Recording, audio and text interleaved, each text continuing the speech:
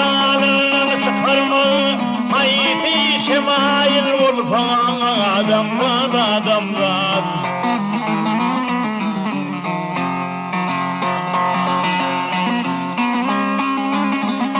gariplıgın köngül çökürmül ayar dile tayıl olsan adamdan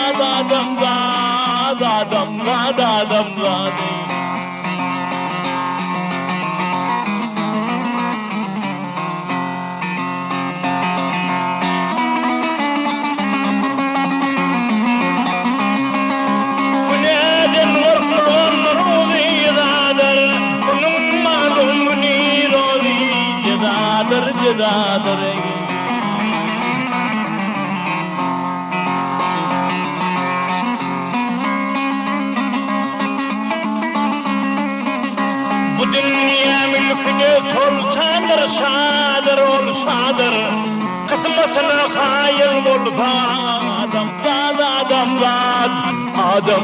adamdan değil.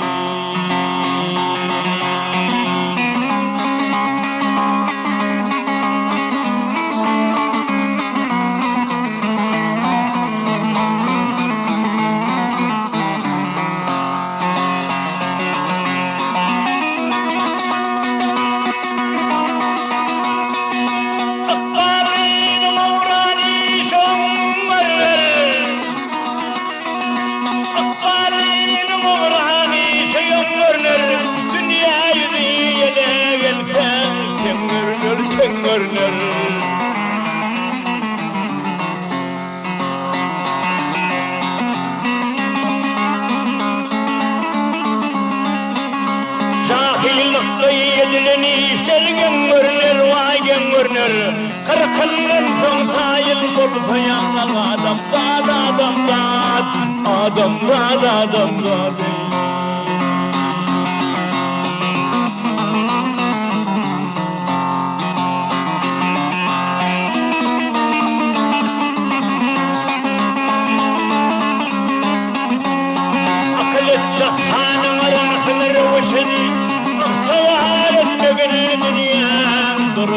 durursun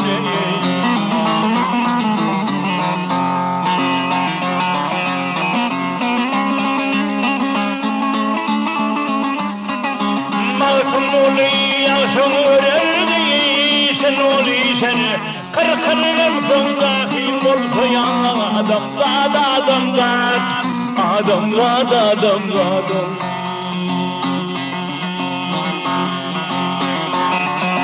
Mağtın oluyorsun öğrendiysen oluyorsun kırkının sonraki olsayan adamdan değil.